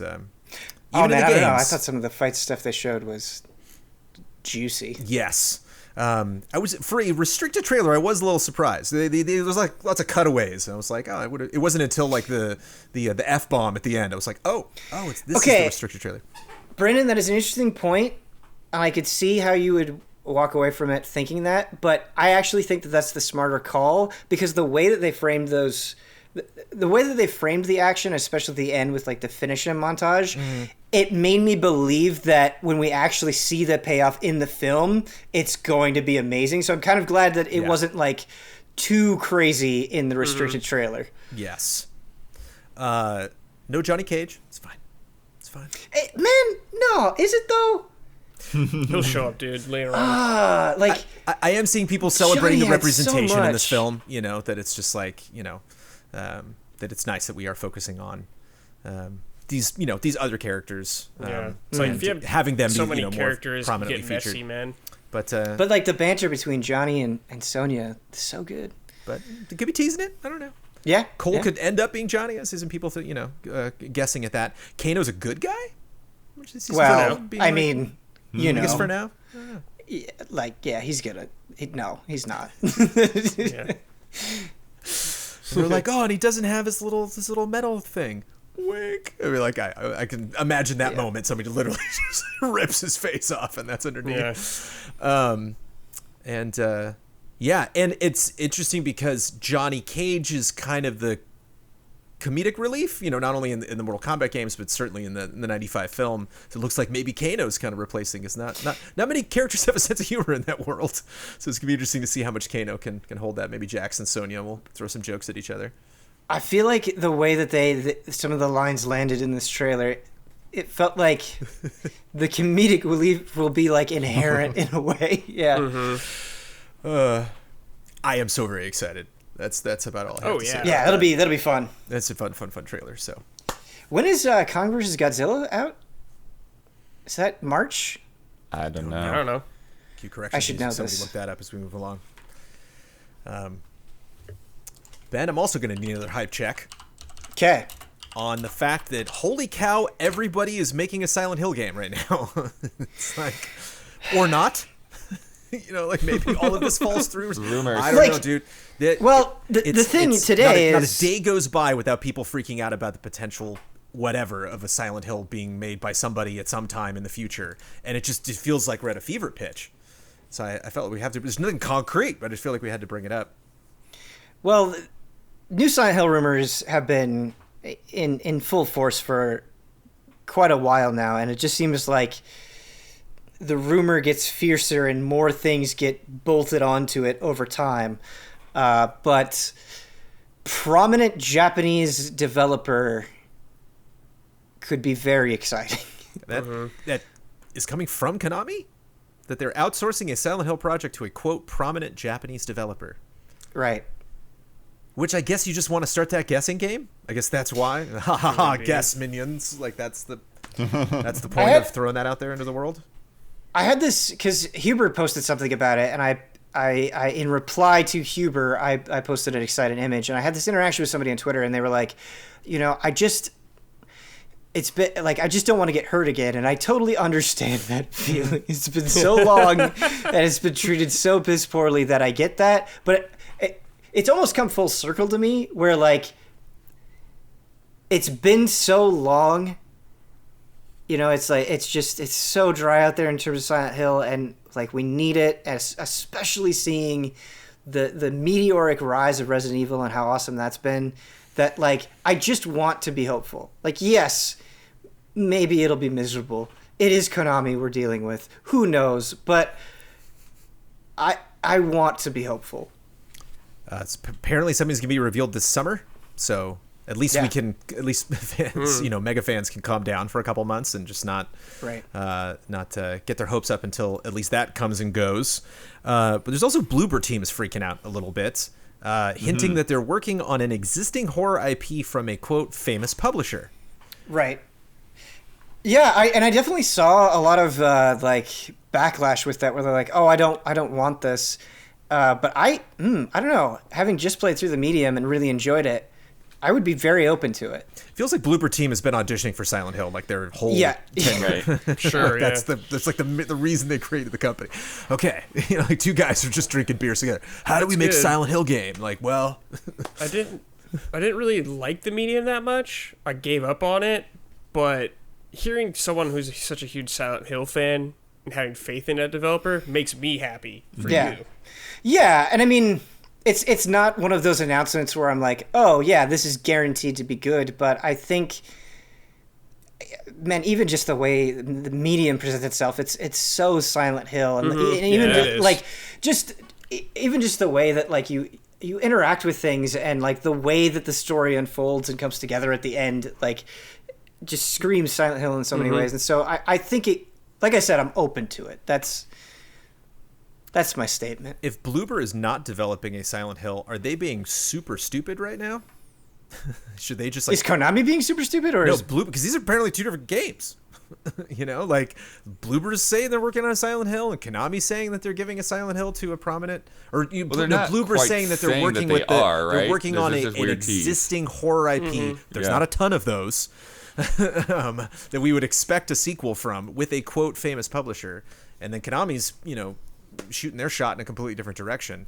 So if you're Bloober Team and you are not working on Silent Hill right now, should you not say the things that you're saying right now? Or are you shooting yourselves in the foot with something could potentially be very fun and exciting? Like, oh, Fatal Frame, cool, but like, you had me there, Bloober, damn. I don't know. I think this is something that we, like, it could go either way, right? Like, it depends on if they, like looking at like the branching path here, right? If they are making Silent Hill, it depends on what direction they're taking and how it looks, and all of that stuff, which could be either positive or negative. And so if it's negative, it's like, I do feel like they are shooting themselves in the foot, because the people I think that were doubtful, it's like, oh, I knew this was going to be bad, and it's going to build like a lot of negative momentum up before the game comes out. But I don't know. I think when you have a property like Silent Hill that has been mistreated for so long, the expectation is really, really, really high. And like, you have to be aware from that. You have to be in tune with what people want, what people think feels like Silent Hill, right? Like, I think that's why Resident Evil 7 ended up working, right? Is it was new, it was different, it was exciting, it was way, way, way different than anything Resident Evil had ever been, but it felt in tune with the Resident Evil DNA in a way that like people immediately resonated with and understood. Like, we just talked about this in Gen That Was. Yeah. Good pitch. I think Silent Hill has it hard. Another thing is because of PT. Because PT just like shattered everyone's expectations of what Silent Hill could be, and it was so creative and new and felt fresh. Then that just dies. Now it's like, not only do you got to live up to Silent Hill, but you got to live up to whatever PT presented. Brad, I agree with you, and I think this is a good thing to bring up. I think we're kind of entering a point where it's been so far past PT, and so many things have been inspired by PT, that I don't think the PT comparison is like quite as hot as it used to be. It'll still be there, but I don't think it's quite as hot. Right. Sure, I don't think it's quite as hot. Like, to me, when I think of Silent Hill 2, also, it's like, the quality has gone down that I've noticed since 3, pretty much. So I think having like a fairly good Silent Hill could be, maybe that's all it really needs, you know? It doesn't have to be 10 out of 10 mind-blowing thing. It just has to be really solid. I wouldn't base it off PT at all, because I think you already have expectations blowing up. I think that would just throw it way out of whack. How you don't reference PT is beyond me. I don't know how you wouldn't do that. You know, at least like have a hallway in one scene, or have some radio, first person or something. Like, you know, gouge your eye out, something. We got NPDs for January 2021. I am not going to go extensively into these because guess what? Lots of video games were sold. But I would like to touch on it because NPDs are fun, and because this industry that we love and celebrate is doing so damn well, and it is fun to talk about. We had a record January. Everything about 2020 and the beginning of 2021 is not super fantastic, but gaming sales are always doing very well. Record $4.7 billion spending across hardware and games and all of that stuff, accessories as well. 42% higher compared to a year ago. Hardware was 144% higher than January 2020, 319 mil, only topped by 323 mil in January in 2011, 10 years ago. As we mentioned, Switch was the best-selling console in units, the highest January Nintendo had since the Wii in 2010. But the PS5 was the best-selling console in dollars spent. So PS5's more expensive, so they technically made more money. And that was the highest revenue anybody had since the Wii in January of 2009. And I think January is interesting because there's not a lot of competition and not a lot of marketing. So a lot of this, you know, these best sellers are just kind of where we're at right now. It just kind of sums up what 2020 was like. What was the best-selling game? Call of Duty. Black Ops Cold War. Assassin's Creed Valhalla was number 2. And Matt Piscatella from the NPD group pointed out why that was interesting, because when comparing each Assassin's Creed, all of them, their first 3 months, Valhalla is now the second fastest selling. What's number 1? Anybody know? Fastest selling Assassin's Creed. Best 3. I do know, so I'll give the others a chance. Because you saw it? Yes. Yeah. Was it Odyssey? It was not. Oh. Not a new one. One of them older Assassin's Creeds. I was surprised by it, so that's why. Is it Assassin's Creed 3? It is Assassin's Creed 3. Oh, shit. Which sums up a point you made, Blood, which I'm always going to lean back on, which is Assassin's Creed sales always have to do with the last one. So it wasn't 3 was great, it was 2 was great. Yeah. And Animal Crossing New Horizon topped Switch sales and topped it was the Life. tops Life. It was the top selling Switch game. Mario Kart 8 Deluxe is in that top 10. Ring Fit's in that top 10. And Smash Brothers in that top 10. 3D All Stars is at number 11, almost creeped in. Just curious, just throwing that out there. If anybody can guess what number 18 is, I'll give you a hint. It was number 2 last month. Grand Theft Auto? It was number 2 last month. It was a lot higher. It dropped 16 places on the top 20. Cyberpunk. That would be Cyberpunk 2077. Oh, shit, yeah. Yeah. Yeah.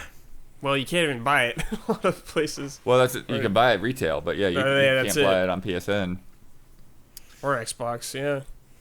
Happy to see Immortals Phoenix Rising at number 13. It was previously number 9. That is just a game I desperately want a sequel of because I very much enjoyed that. The game that it is based on still clipping its heels. Legend of Zelda Breath of the Wild at number 16. Mario Party at 19. And just forget, and these are all not including digital. So it's just like literally the top 10 could just be Switch. Like this could all be ridiculous. But don't worry, Madden NFL number 4. It's the up Switch from number that 5. doesn't have digital, but the others do? Or Correct. There's no digital? The Switch does not report digital sales. Got it. And Miles Morales, number 3, still doing well. Nice. Yeah, that Spider-Man franchise is going to be around for a while. That's a good game, that Miles Morales. It is. These were not specifically reported by the NPD, but these do concern game sales. They were in also this week, but I'm lumping them into this because we are talking about money and games'. Valheim has sold 2 million copies in 2 weeks. Go Valheim. Craziness. Yeah. 5 people made that game.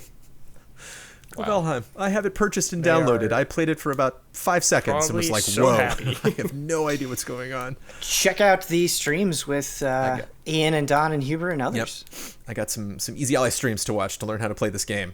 And Remedy had a record year for the company, and they didn't technically release a game. Yeah.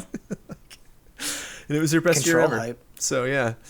Things are going very well over there. And PC gaming hardware accessories grew 62% in the U.S. in 2020. Well, So- the Remedy news, is that from them reporting like how much money they brought in? Or I is believe that so. from- okay. Because don't forget, they also had that deal with Epic funding one of their next games. So I bet that they got some of that money up front. Yeah, they're working on like that campaign for that shooter. What is it called? That's true Oh, as well. Yep. yeah. Crossfire? Yeah, Yep. I think it's Crossfire. That's the Microsoft money there, yep. So So they are firing on all cylinders over there at Remedy. Yeah. So Crossfiring on all kudos to cylinders. them. Also this week, Valve and Netflix are making an anime based on Dota called Dragon's Blood. Because why not? Why the hell not? so weird, but Yeah. okay. I'm not. I can't be surprised about anime announcements anymore in terms of gaming properties. It's just Oh, you can. Animal Crossing can. anime. Let's do it. Let's do it. No Man's Sky anime. Let's go. Kevin Pereira and Adam Sessler are coming back to G4. Not surprised about Kevin Pereira. Surprised about Adam Sessler. He was very happy from leaving the industry, and so it's gonna be very interesting what kind of tone he brings back to G4 when he comes back to his job. Bandai Namco is hosting a Japan fighting game publisher roundtable on February 20th that you said was super hype, Ben. You want to just touch on that real quick? I mean, I hope it's super hype. It sounds super hype. Some Get them great all minds together to coming talk about a bunch of fighting games. Let's go. Yeah, that's cool. Stay tuned. Amazon Studios delayed the launch of New World to August. Now, to dump on Amazon Studios is probably a smart idea. Take your time. Take your time. Speaking of I Silent believe Hill, they said they wanted to like make sure in-game content was ready, right? Which yeah, is very this important for an This MMO, is yeah. their one big shot right now, Right. so they don't want to screw it up. do not screw it up. Silent Hill creator Kiichiro Toyama showed off some concept art of his newest game. It's creepy. It is, yeah. It's hard to look at. It works. Blasphemous got a crossover event with Bloodstained. This is so sick. It looks awesome. I didn't even know this existed until like a day ago. Cool. DayZ got a major stability update at the cost of completely wiping characters and servers. Ouch. Which, yeah, they must have done It if they thought that seems was a good idea. rough. But yeah, I don't. Seems rough. Maybe it's not. I don't know. Xbox announced an official wireless headset. Real smart. Very smart. I was actually surprised that it hadn't existed yet. But Yeah, same. the one thing that somebody pointed out, which is pretty cool, is that you can pair it to your console and your phone at the same time, so that like you can have your Discord going while you're also playing the game. That is very cool Uh-oh. and potentially useful. Elite controller owner Ben Moore just you hear click click. I stand type, by type, that. type. That Elite Control is great. I just really want to quote, how much does that cost? The Ben Moore story was an Yeah. Ian Hick quote that is just so wonderfully perfect. Yeah. Avengers had a war table. Hawkeye and the next gen versions of Marvel Avengers arrive on March 18th. Fingers crossed. I just have to say, just today I pre-ordered the Monster Hunter Rise Switch Pro controller, despite already owning 2 Pro controllers. Nice. Proud of you. Speaking of fun Xbox announcements, it seems like every month, almost every podcast, Xbox is just like a fun little announcement. Certain backwards compatible games got a, quote, FPS boost that people are already checking out and digging a lot. Stadia neat. developers were told they were making, quote, great progress a week before they were fired. Just gonna leave that there. It is very, very frustrating. No Man's Sky added companions, aka pets, to the game. Mm-hmm. Cool. Stan Lepard, game composer who worked on Halo Reach and Guild Wars 2, has died. Pour one out for Stan Lepard. Damn. According to Final Fantasy XIV director Naoki Yoshida, the MMO has at least 5 more years to go, if not indefinitely. They're not going to let him go. Yeah, they're not slowing down. There's a 0% chance they would take him off that game. My life's work. Yeah. A developer was banned from Steam from naming their company, quote, very positive. What? Very Okay. good, very good. More to that story that I don't know, I'm sure. Yep. Shovel Knight, or just Shovel Knight's helmet and shovel specifically, are joining For Honor. It's just a meme at this point now, Yeah. man. Just Shovel Knight showing up in everything. Yep. And news to me, Arthur's underwear had strawberries on it the entire time. Not hearts. Not hearts? Strawberries from Ghosts and Goblins. I really thought it was hearts. Yeah, me too. We all did. Well, we know the new art, is that based on old No, art? they're or saying, no. it was always strawberries. It's always strawberries. I believe it. Okay. This is like a Bernstein Bears. No, it's the meme. It's the meme on the moon. It's like, they're strawberries? Always were. It's time for love and respect.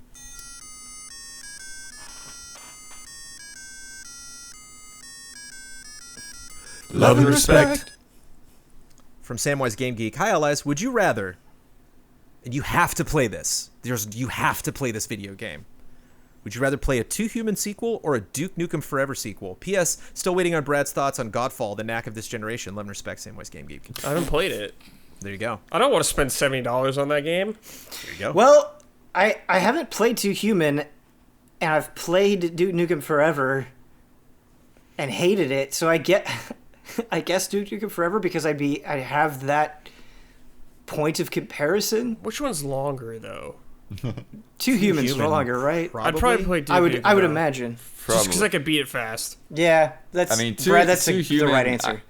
Two Human I haven't actually played, but I've always been curious about. I mean, it's such a crazy long development story, and it was like, envisioned as a larger than one game project. So, yeah. I feel like a Duke Nukem game would be like 3 hours now if they made it. I'm going to go out on a limb Ooh. here.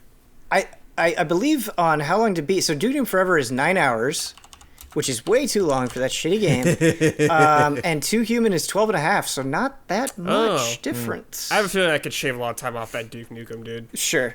I'm not talking about sales. I'm not talking I ain't about looking winning for awards. secrets. But I think you could God of War Duke Nukem. I think you could make a Duke Nukem that could turn things around. I'm not saying it's like the odds are very slim, The Duke? but I think it's possible. There's nothing compelling about the Duke as a character, though. As he stands now, I think that's But like the thing. Kratos, at least, like even Kratos' backstory was infinitely more interesting than Duke Nukem in the first game. I think it's possible. Not likely. Unless it was like Duke Nukem's child, like dealing with the legacy of Duke Nukem. Yeah. Oh, that'd be so good. The funny thing is, like, Two Human is like actually like really a convergence of like trends right now, because it's like Cyberpunk meets Vikings. Right. They're ahead of their time. Ahead of the time.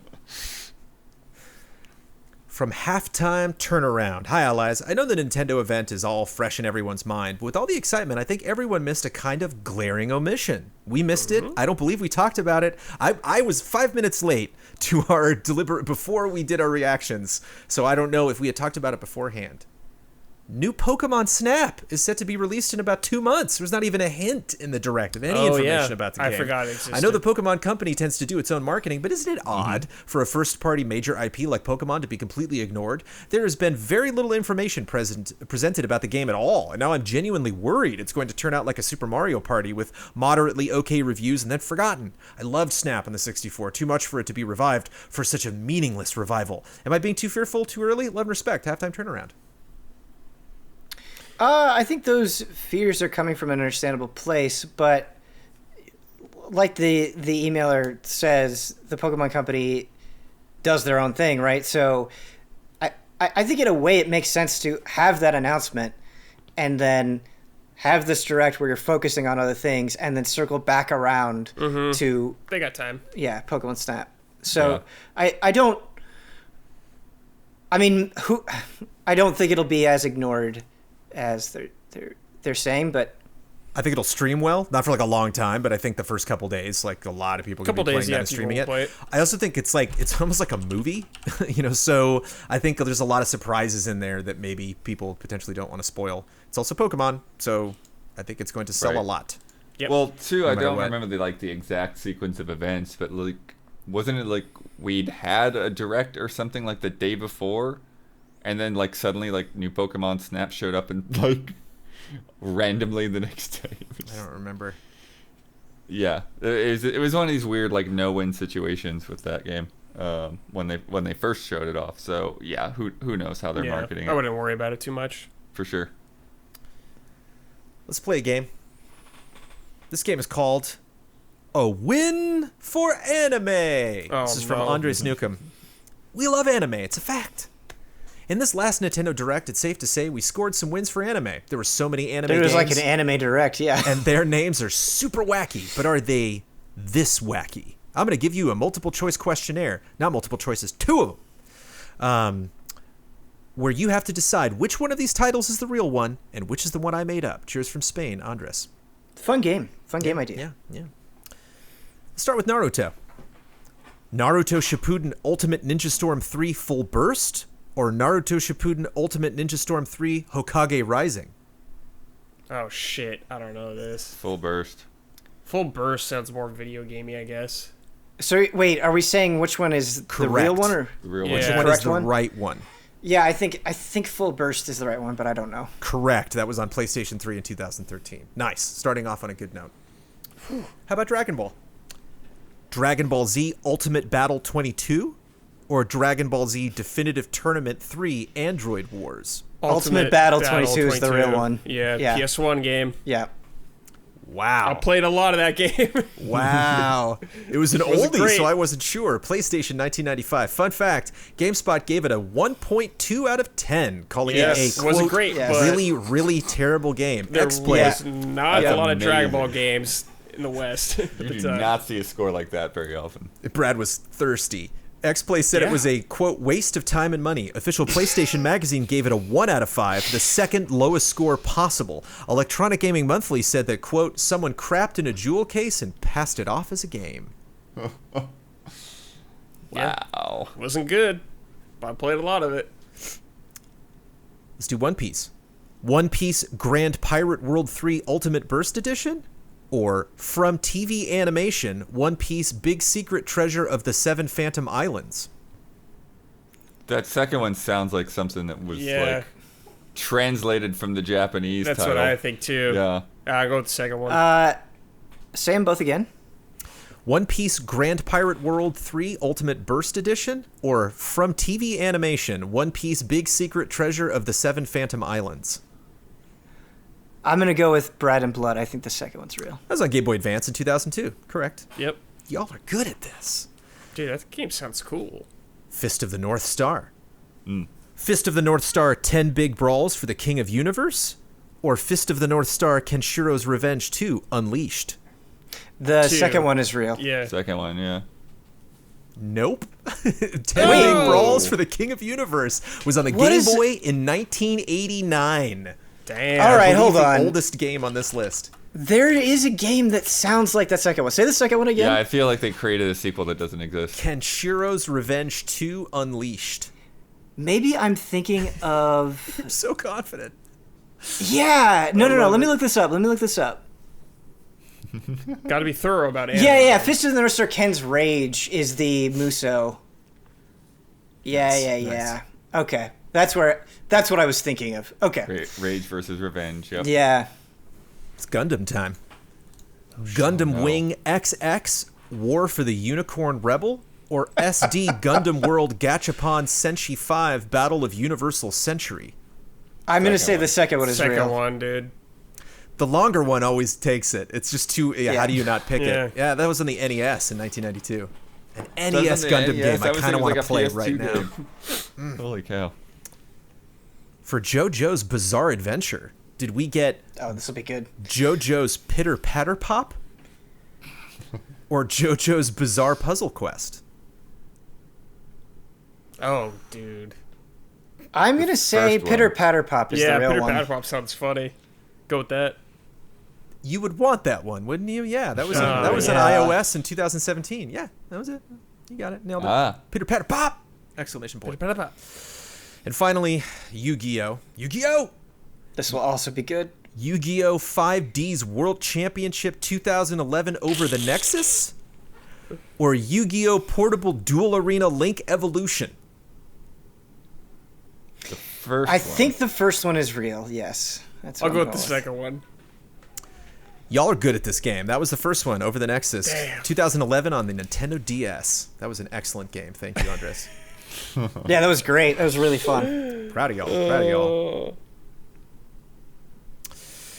From Infinite Blue GX, hey allies, first time listener, long time patron, or something like that. Many journalistic game reviews over gaming's history have subscribed to the notion of lowering a game's review score if it's considered short in play hours. But as the time I have to dedicate to gaming grows increasingly scarce, I find myself paradoxically interpreting such criticism as a positive. This got me thinking, is leveraging criticism against a game based on its play hours an unfair critique in a journalistic setting? For instance, a 100-hour game and a 3-hour game of equal quality are going to be valued for different reasons by different people based on their lengths.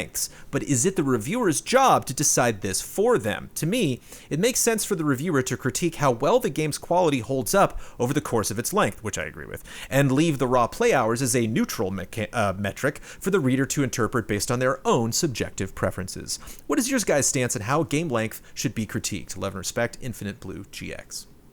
Oh yeah, I mean the emailer has it right on the money. It's not necessarily, oh, this is bad because game is X hours long. It's that Right. it's factoring things like, you know, how does this game evolve and keep engage you for that time, right? And so if it's a 50-hour game that only the first 20 hours are really enjoyable and then it just doesn't have enough going on in the remaining 30 hours, that's what you're criticizing, not the fact that it's 50 hours long.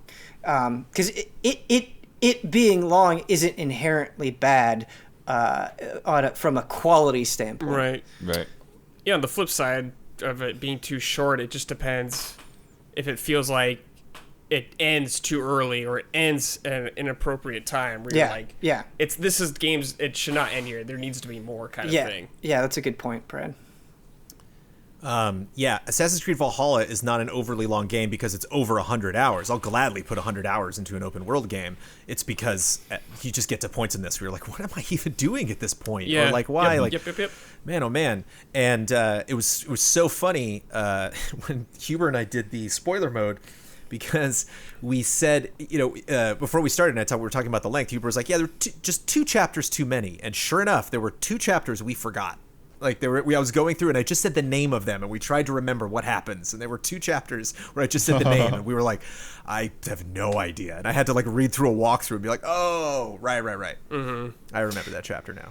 Well, and then the other weird dilemma, and like for shorter games, this isn't really an issue, and I do like a lot of shorter games. But when you get to something like an open world game, it's just like how long it is in some ways is like, well, what are you actually doing? Yeah, it depends on you. Right. It's like you could do every quest, but you're maybe not expected to do every quest, or you could go wander off all over the place. Breath Right. of the Wild is a good example. It's like beat that game in like an hour or 2 if you want, or Right. you can spend 200, 300 hours. I was sad when I like made the decision to beat Breath of the Wild. I was like, Yeah. well, I guess I should Right. stop. It comes down to repetition, because I think sometimes the things that open world games run into is there are a lot of repeatable activities, and those activities are fun once, twice, maybe 3 times, but not necessarily the amount that the game has you do them. Like there's just not enough to those activities to kind of bear the brunt of the time that you put into them. And I think, just thinking about our conversations, I think something that might be confusing for the audience sometimes is like, will say like, oh man, that game is like 100 hours. Like, I just don't know if I can make time for that. It's not necessarily like a criticism of the game. It's just like us trying to manage our own schedules and all the things that we have going on. So I think it can sound like we're saying that is so terrible when really it's just like, in our own personal lives, it may be an awkward fit at that moment. Yeah. Well, and then like the same kind of thing, like, a linear game versus a more open game, like those things are not inherently good or bad, but it's like, how does it fit that game's strengths, Right, exactly. Yeah. It is time for bets. Next week's bet. Ghost and Goblins Resurrection launches next Thursday, February 25th. Before the podcast records, I'm going to start a game on the default difficulty setting and then immediately walk to the right. How long will I survive? Brad Ellis. How long? 15 seconds. Aha! Ben Moore. May have overestimated this, but I said 25 seconds. Yeah. I see. That's the danger. Is if you go high, then you want to have the spread. So I think that was I wasn't sure. Bloodworth, I'm scared. I may have overestimated this, but 4 seconds. Oh, okay. Hey, that's not bad. You have to at least when you get hit that first time. That's at least a couple seconds there. Well, I went 10. So I wish I'd gone a little bit higher, but that's an interesting spread. So we got so anything 12 or lower, we got it. Whew, we will see. Last week's bet, and this is a little bit contentious, but I went to Mario expert Michael Damiani for the answer on this one, and I feel pretty confident. Last week's bet, Super Mario 3D World plus Bowser's Fury launched on February 12th. I wanted to know how many worlds were going to be on the backs of the box. Brad Ellis actually sent us the picture of the back of the box. Shout out to Brad for having that physical edition. And Michael Damiani was not on that episode. Michael Damiani is not on this episode. Michael Damiani didn't know what anyone bet, and I sent him that image and said, what do you think? And his assessment was thus. There are three things to consider. One, there are three clear screenshots of worlds from Super Mario 3D World. So that's three. In the middle is like a tableau of art, of elements, but they're all from different stuff. So you're not really looking at a world. Damiani's like, I don't call that a world. I think that's just like an art piece. That's a collage. And then according to Michael Damiani, all of Bowser's Fury is a world because it is one big area. Yep. So that's 4, putting the bet between Michael Huber at 3 and Daniel Bloodworth at 5. Brad, you bet 8, I bet 6. We're both wrong. That's between the two of them, giving both teams a score, bringing the totals to Jovial Penguins 6, Vociferous Beavers 2. So yeah, you got 2 points on the board, that Blood. You can be proud of yourself, okay? Because I'm proud of you. Let me tell you about patreon.com/easyallies.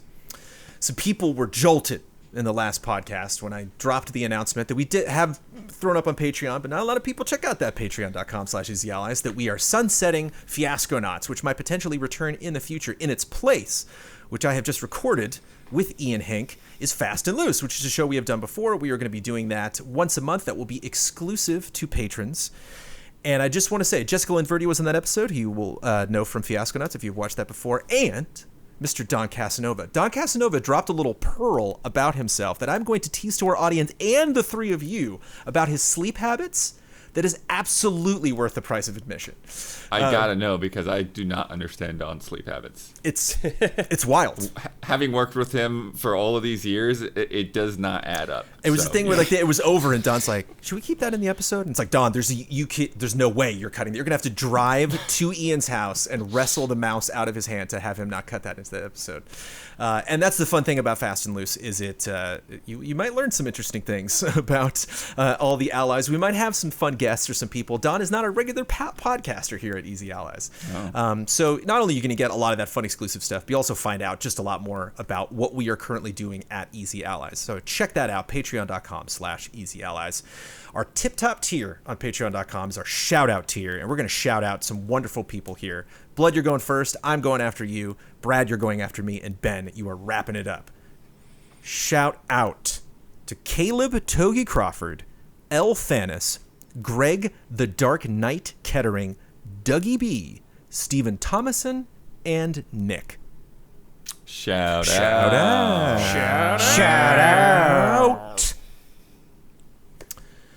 So how we gonna shake this up? Blood, you're going, but then Huber's going, who is Ben now. So Ben, you and Blood are going to be dividing up the following. You get to promote any Easy Allies video you'd like to promote. You get the final word on anything you disagreed with, want to reiterate, or just popped in your head, and you get to sign off with your trademark sign off. I really want. I really wanted the final word. Oh, you do? Okay, I do. I'll let you. Yeah, they're in the lead. So I have. I think maybe that can be a rule set. Whatever team is in the lead, they get 2, and then the other team gets 1. So Like, I'm not that passionate. But maybe they get to pick. So your final word. What else you want, Ben? Final word and what else? I'm because Blood very generously gave me the final word. I am willing to let him have everything else. Oh, okay. You got a video? The other thing is now I have to figure out what I'm gonna point to. All right, what's your final word there, Ben? Okay. My final word is Skyward Sword is a great game. Deal with it. I would like to promote Ian's most important video editing tips from last week's Easy Update. That is a fun video to watch. If you've got a little bit of experience with editing, I think you'll pick up some things. I saw a lot of comments from people that are like, I've been editing for years, and you just saved me a lot of time. Yeah. But it's also a fun behind-the-scenes thing. And I know a lot of people ask, like, we want the behind-the-scenes of this or that. And, like, here it is. This is a behind-the-scenes of our awards video. So if you haven't watched that Easy Update yet, go over and check that out. And we will see you before the next Blood Moon rises.